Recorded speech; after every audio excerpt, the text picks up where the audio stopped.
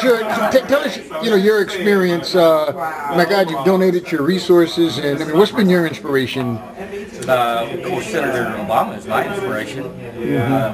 Sole proprietor, been in business over 20 years. Really done everything on my own. Learned how to start with nothing and turn it into, a dream. Turn it into whatever you want it to be. Certainly faced a lot of challenges, which I overcome. Learned to outsmart the competition instead of, I was competing against AT&T years ago. 1988, I called them up and told them I wanted to represent their equipment, and they laughed at me and told me they didn't do any business with small companies. So what I did is told them, please don't forget me. If there's anything I can ever do for you, why I'd be interested. And so I went out and secured, being a professional salesperson, I went out and picked up as many AT&T accounts as I could in this particular area. After 2 years, they called me up and said, you know what, we had to decide what to do with you. Either put you on our team or you're going to be our worst competition. And so I changed the tide just by just outsmarting them, just doing, you do what they do a little bit better than what they do. But I've done very well in 20 years, standing up for what's right, speaking out against what's wrong. Now, are you originally from Longview? No. I'm from Kansas. I see. Yeah, I'm from Kansas. I came, worked 8 years at the Fortune 500 company in Kansas. Okay. Accepted a position with Texas Engineering Corporation in Houston, Texas. But I rode to Longview with one of my cousins, had some relation down here in 1978. Kind of fell in love with the town. I had the entrepreneurial spirit, and I said, you know what, if I can start a business, I can grow with this town. It took me 2 years to get the ball rolling. I mean, I had a hard time, don't get me wrong. Of course. Wasn't a person here I could borrow $5 from when I got here. And I lost a beautiful Cadillac in 2 years trying to get going. But after 2 years' time, the tide changed, kept the good Lord first, and it has never stopped. When did you open the campaign office? Because it covers a lot of counties from what I heard earlier. Yeah. Well, approximately, I believe, about 2 to 3 weeks ago. And we did that out of necessity, because the Democratic Party here was not representing Barack Obama. And so I was contacted by one of the elected chairs. We need a senator for Barack Obama. And of course, I just said, sure, let's do it. And so we got started, and we have just done some tremendous things. A lot of things have happened, but it's all been in our favor. And we're happy that we took the challenge and we'll do it again. Now, do you think, you've put in a lot of time and you're right here on the ground level, do you feel it's going to be decided Tuesday? Oh, yes. I really, there's a good possibility is even if it is not a landslide, if it's close, the delegates are in the favor of Barack Obama. So I believe that we're still on the course and on the path to where we want to go. I just don't think the momentum is going to stop with just these 2 or 3 states. Tell me a little bit about, okay, let's go back a year ago when no one knew about Barack. You didn't have a headquarters. Clinton appeared to have the shoe in. Share with us your perspective on that.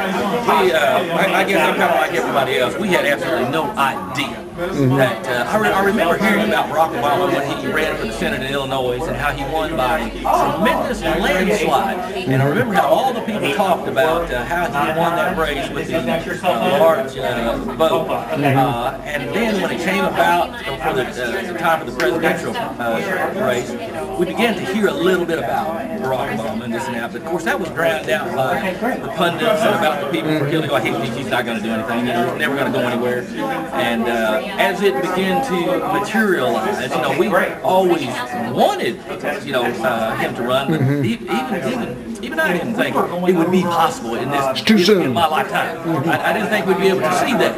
But as he began to put his coalition together, and as the people began to build around his message, it just spiraled, and it was magnificent to see what happened. And all people of different colors, different races, began to listen to his message and can relate to what he's saying. And it's almost history to this point, how the people are continually coming together, to his cause. Right. It has nothing to do with color. Nothing. And then finally, you put on a great event last week. You had Samuel Jackson here, right outside from We what I sure hear. did. We had Samuel Jackson here last Sunday. We had about 500 people here. It was remarkable. We enjoyed that. We had the governor, former governor of the state of Mississippi, Ray Mavis, spoke on Wednesday here for a televised.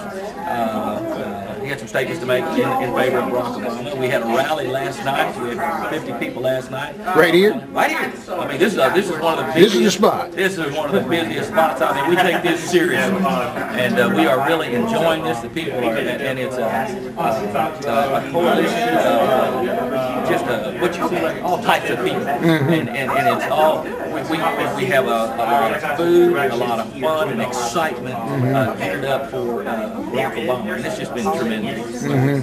Good. Yeah, that's right.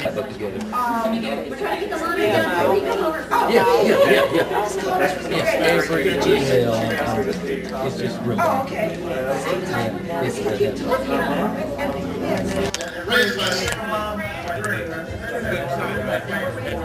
What I'd like to do is, you all just tell me briefly. I mean, you guys are local, so tell me what does the election mean to you?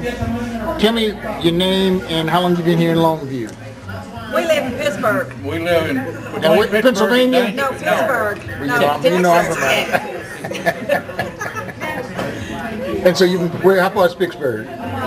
about 45 miles north of here. Okay. Hey, y'all take care now. And what's your name? Ruby, Kaiser. Jimmy Kaiser. And how long have you all been knowing Eddie? I've never met him before until today. This is the first Can he time. cook?